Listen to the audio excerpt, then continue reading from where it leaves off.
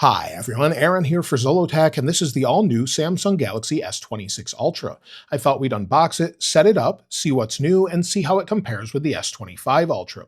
We'll also unbox some of the accessories, as well as the Galaxy Buds 4 Pro, which are really great. I have a separate video on these as I had them a little bit early, so be sure to check that out. Now this is available to pre-order today, links are in the description, but it releases on March 11th. Now let's go ahead and talk about the S26 Ultra. And the first thing is it starts at $1,299, goes up to $1,799, and is available in 256, 512, and 1 terabyte options. If you go for the 256 or 512 gigabyte options, you'll have 12 gigs of RAM. The 1 terabyte option has 16 gigs of RAM. We also have 6 different colors this year. We have white, sky blue, black, and cobalt violet. There's 2 online exclusive colors, silver shadow and pink gold as well. Now let's go ahead and unbox this, see what we've got here. It looks like these are violet, so we probably have cobalt violet. Let's go ahead and open it up here. So looks like you can just pull these like that. And there we go. We'll set that aside and let's see what we've got in the box. The box is pretty simple here. Let's open it up and you'll see we do have cobalt violet. So this is a nice new color that they have. Let's see what's in the box first though. So in here, we typically have some paperwork along with maybe a cable. So it looks like we've got a SIM card removal tool that's in the box here with it. So let's remove that so we can see if we have a physical SIM card and how many it holds. And then we'll open this up here. And it looks like we just have a USB-C to USB-C cable. So typically what you would expect here. So we have that along with paperwork. Let's set this aside. So we'll place this back in here. Let's take a look at the phone itself. So again, this is the cobalt violet color. So we'll take the screen protector off, or the screen cover here. There we go. That's removed. And let's take a look around the phone and compare it with the S25 Ultra as well. So when it comes to the design, it's a little bit different than last year. We have this ring around the camera on the back this time, and we've now got armor aluminum. This is actually new light armor aluminum, which is the strongest aluminum ever, according to Samsung, and it comes in at just 214 grams, so it's a little bit lighter than last year. It's using Corning Gorilla Glass Armor 2 on the front here, so it should be super durable, and it's a little bit thinner than the S25 Ultra. So let's compare it side by side here. It should be 7.9 millimeters thin compared to 8.2 millimeters. So you can see that here where it's ever so slightly thinner. So you don't really feel it too much, but one thing you do feel is the curvature of the sides. They're less sort of sharp edges now and more of a curve around the edge. So it's a little bit different there. Again, it's also a little bit lighter, like I mentioned, and if we take a look around the outside, on the right-hand side, we have our power sleep wake button. We've got our volume button. Again, a antenna line here. On the top, it looks like we've got some microphone holes here, along with another antenna line. On the left-hand side, only an antenna line there at the top, so not really anything new there. And then on the bottom, we have a SIM card tray, USB-C, as well as a microphone, and then what appears to be a speaker. We also have our S Pen here that's in the side. So it looks like the S Pen just fits in there like it always did. Nice that they're still including that. Let's go ahead and open up the SIM card tray here. We should be able to use an eSIM with this as well. Let's pop this out, see what we've got. And it looks like we have a SIM card on this side with a rubber seal around it, and that's about it. So one SIM card as well as an eSIM. Let's go ahead and pop that back in.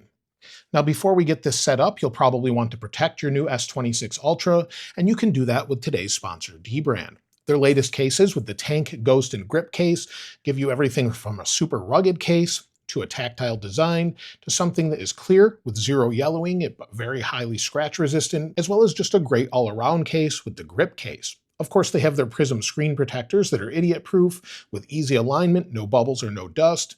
And of course, you can get all of these in the link in the description, and the entire S26 Ultra range is available also at Best Buy now. You can get 15% off as well if you order a screen protector along with a case, and again, I'll link that in the description, so be sure to check it out. Now let's go ahead and get this set up. So we'll turn it on for the first time here. Give it a second to boot up. There we go. And we'll wait for it to boot up to the main setup screen. I'll transfer everything over from the S25 Ultra directly over to the S26 Ultra so we can use it that way. So let's wait for it to continue to boot up here. So now it says welcome. We can go ahead and tap start. Then we have to agree to the terms, privacy terms. You don't have to send diagnostic data. That's up to you. Next, we can have easy setup with another device. Galaxy or Android, we'll go ahead and do that, and then we can scan the QR code. So we'll go ahead and get these connected. It says continue setup on the new device. We'll have to put in the PIN from the other one. Now it says choose a Wi-Fi network, and now it says getting your phone ready. Now it says copy apps and data, so I definitely want to do that. We'll tap next, and we can copy all the data. We'll tap agree. Smart Switch uses these permissions, so I need to allow all of this. Then I have to install Smart Switch on this phone, or at least update it. I thought it already was there. So we'll give it just a moment. There we go. We'll tap next. And now it says copy your data. We can do it wirelessly or through a cable. So let's go ahead and use the included cable here. So we'll go ahead and plug this in. Plug it in here. We'll plug it in the new S26 Ultra. Turn it on here. Nice default wallpaper. And we'll enter the PIN. So we'll go ahead and copy the data with a cable here. It's connected. It's opening up on the other device. We'll tap connect. And we'll give it just a moment here. It says scanning. Don't disconnect the cable. And now it says select data to transfer. We want everything. So let's go ahead and move everything. It says about 20 minutes. We'll tap next. And it says back up your messaging app data. So we'll tap next. And now it's going to start transferring. You can keep the screen on here, where it will dim after 30 seconds of activity if we don't do that. And it says transferring. Now, while we wait for this, let's talk about the display a little bit. It's still 6.9 inches. It still goes up to 2600 nits, and it's 120 hertz. And you'll see that it is anti-reflective. It's about the same right here. So we just move back and forth, same reflections. And let's get this set up with face recognition or fingerprint. So we'll start with the fingerprint. We'll put in our PIN. We'll tap continue. Let's go ahead and register the fingerprint here. Always nice and fast on a Samsung device with this. Get this registered here. And there we go. I'll go ahead and add another fingerprint. I'll add the other one. Now both have been added. We'll tap next. And we have fingerprint unlock, fingerprint always on. We'll tap continue. Now we'll go ahead and add my Google account here. Now it says meet Gemini, your personal AI assistant. We'll go ahead and tap down, tap next. And then it says go hands-free with Google. So we'll turn that on. And it says getting your phone ready. Now we have, of course, all of the new Galaxy AI features. You'll see all of them listed here. We'll talk about some of those in a little bit, but let's tap next. And then we also have Bixby as well. Again, we'll go next here. We have to allow permissions this time as well. And now we have Samsung services, auto blocker, customization services, personal data intelligence. You don't have to use any of these, but I like to turn them on. And now it says you're all set. We'll tap home, and now we're home. It's already copied over the wallpaper. It's still transferring information, and it says don't disconnect. So we'll give this some time to finish, but again, this is Corning Gorilla Glass Armor, or Corning Gorilla Armor 2. It has 29% more resistance to fractures, so it improves scratch resistance and everything else. So the overall specs inside of this, as we wait for this to transfer, is a Snapdragon 8 Elite Gen 5. Networking, it has 5G, Wi-Fi 7, and Bluetooth 6. Now, one of the advantages of this device is its charging. We'll talk about that in a moment after it's done transferring, but this has a 5,000 milliamp hour battery, but a more efficient processor. So we should get up to 31 hours of video playback time, and it should last without an issue. So we'll be using this, or I'll be using this regularly for a while and see what the battery life is like. So again, it's still transferring, so let's let this finish, and then we'll talk about all the other things. Now it says the transfer is complete. It says we're done with the S25 Ultra here, so let's go ahead and disconnect it. Tap done, we'll lock it, set it aside, and let's take a closer look at the S26 Ultra. The data transfer is complete, and to go along with the battery size that I mentioned already, it now has 60-watt super fast charging. It will charge 75% in just 30 minutes, and it also has Qi 2 25-watt wireless charging. So we'll check that out with some of the accessories in a moment. When it comes to the cameras, well, they're fairly similar, at least on paper for the size, but there's quite a few enhancements here. We have a 12-megapixel f2.2 front-facing camera, but the rear cameras have been upgraded. The main camera is still a 200-megapixel camera, but now has a wider aperture at f1.4. We also have a 10-megapixel telephoto f2.5, a 50-megapixel telephoto 5x optical zoom at 2.9, and a 50-megapixel f1.9 ultra-wide. So all of that's included now, and that means we get 47% more light out of that main camera, and the 50 megapixel telephoto gives us 37% more light. I showed you before with the first look hands-on video where they've enhanced nightography with less noise depending on how you're actually using it. So if we go in here, you'll see if we go into our camera for the first time, we can use it in video mode, and it doesn't matter which lens we use, we still get great options. So if you want to use nightography mode, you want to use it at night, of course we have Expert RAW. It looks like we have to download this, so let's go ahead and get that going. So we'll go ahead and tap continue, and we have Expert RAW. Now, if you do use Expert RAW, you get a new codec that you can use, and you can also edit this with things such as DaVinci Resolve and utilize that. We also have an ocean mode where you can use it underwater and it will correct things, but you will need a separate case for that. The other thing we get, and I'm going to test the camera out quite a bit in the future, but we have an 8K sensor that allows for 4K auto framing, and also we have a new sort of horizontal lock mode that uses the gyro and accelerometer data. So if you want to use this while maybe walking down the street, you're holding it like this and it's bouncing all around, the horizon will stay the same regardless of where your hand is. So maybe you're recording something low down, it will actually stay that way. Again, I'll need to test these out more thoroughly, maybe in the future video when I review this. But we have all of those new modes, and you saw the nightography and ocean mode. Now let's go ahead and change the wallpaper, and then we'll talk about probably the flagship feature here. So we'll go into wallpaper and style, change it. We'll change it to one of the default ones. So let's go to the interactive one for this new cobalt violet color. So we'll go ahead and tap done, give it a moment here, and you'll see we've got that set. So now we have the new cobalt violet to go along with the cobalt violet color. So that looks pretty good. Let's lock it, unlock it. It looks pretty good. Now the big feature here is the new privacy display. It's on a per pixel level. So we go in here, scroll down, and you'll see privacy display. If I turn it on, if I turn this to the side, you can no longer see what's on my display. If I turn this off, you'll instantly be able to see it. So this is a brand new feature that makes this super convenient, but if we go into it, we have more options. So we can turn on the privacy display and we can have maximum privacy protection. So what this does is let me tilt it to the side. You see you can't see it at all. If I turn it off, you can see it a little bit, but if I turn on maximum privacy protection, it's very hard to see from the side. So it really sort of changes the way it looks. You can use either or. Also, we can go to conditions for turning on. So maybe a PIN or password pops up on my screen. It will then turn on privacy display specifically for that. You can also choose apps that you want it to turn on with. Maybe 1Password seems like a good option. If we scroll down, you could find maybe a banking app, something along those lines, and have it automatically turn on when you're using that. Whether it's banking, maybe maps, maybe Samsung Pass, whatever you want to use, you can have it automatically blank out when it does that and go into privacy mode. So that's a great feature this time around. And also we have notification pop-ups. So you can apply privacy display to notification pop-ups from all apps while keeping the rest of the screen visible. So if a phone call comes in, a text, it will blank that out. So let's see if we can do that. So we're back on the home screen here. I think I have Do Not Disturb off. We're good to go there. Let's go ahead and just send a message that says hello. I'll send it from my iPhone and let's see what pops in. So it says hello. If I tilt it to the side, the notification is blanked out, but the rest of the screen is not. Let me try it one more time. So again, tilted to the side, it pops in, you can't see it. If I tilt it back, you can see it. So that's a nice feature. It blanks out the entire notification and only the notification. So again, privacy display is off.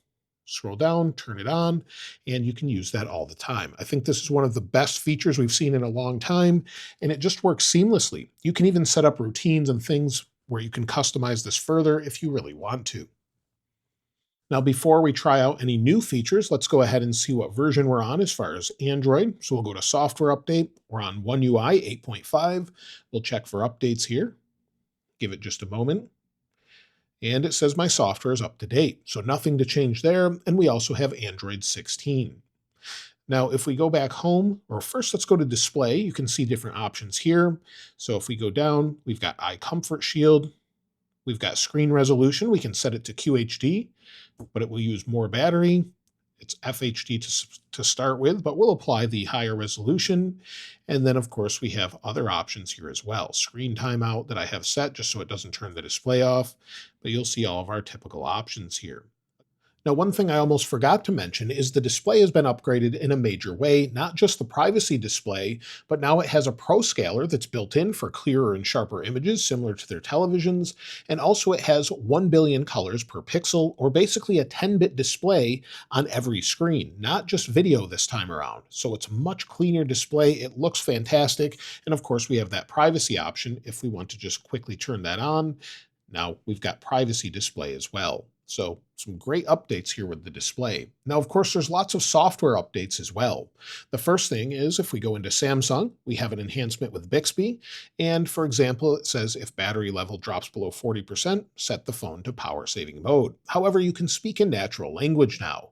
For example, my eyes are bothering me on the display. What can I do?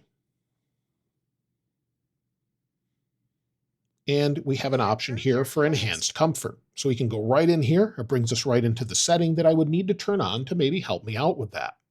Also, speaking of PWM, or the way this display controls brightness, so far it has not bothered me at all. Samsung is typically at a high enough rate where it shouldn't bother my eyes, but this will take some more time to tell and more testing.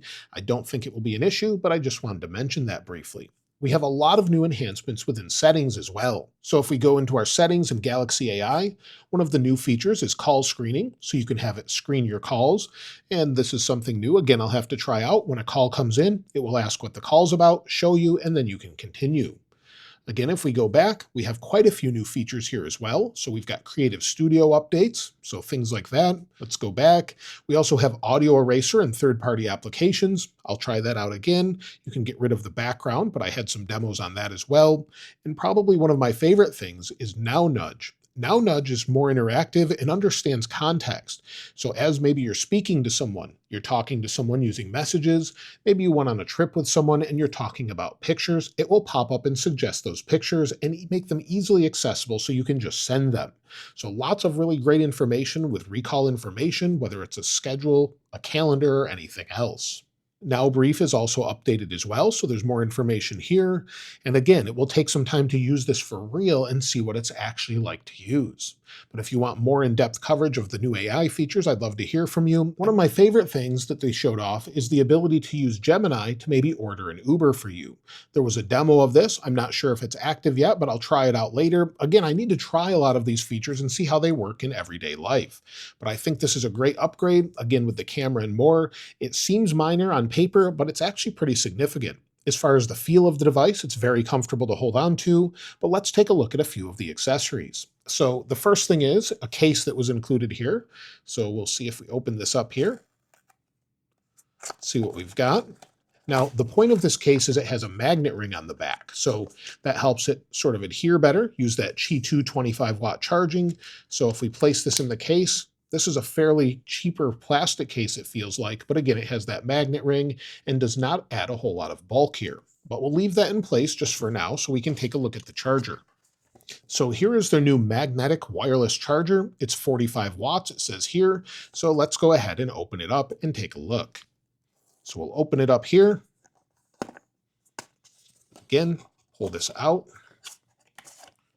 See what we've got in here. So it looks like we've got the normal charger included, 45-watt charger that you can see here. So that's included.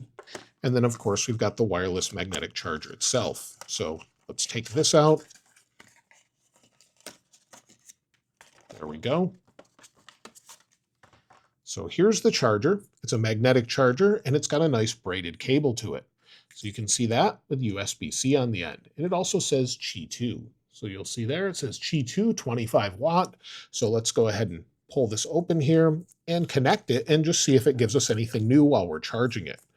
So let's remove these. We'll get it plugged in and test it out. So we're plugged into the wall. Let's go ahead and connect the charger. And it says super fast wireless charging, 53%, 41 minutes until full. So not as fast as, of course, wired charging, but we have this option now. You can technically use it without the magnet on the back, but if you line it up like this, it will charge and it will fast charge, but it doesn't say super fast as it's not perfectly lined up. So just keep that in mind. It's going to make a little bit of a difference there. So again, wireless charging, and it takes an hour and 24 minutes using it this way. Now, as far as the Galaxy Buds, I did a separate video on the Galaxy Buds 4 Pro. These are now my favorite earbuds I'm going to use editing videos on my Mac. I have a separate video where I talk about everything about them, and I find them super comfortable to use. So they're great to use with these devices. The high resolution audio is great. And again, I'll continue to use these regularly. So there's a lot to explore, how to use this in my everyday life with the new features, see if I find them useful, and after I've used it for about a week or so, I'll report back with a review. But let me know if there's anything specifically you'd like to see, whether that's the camera, such as some photos like I've taken here, they look great so far, and of course, any other features you'd like to know about that you haven't found information about elsewhere. I'd love to hear what you have to say about that, and of course, I'll try and include them in the review once I actually have used it for a while.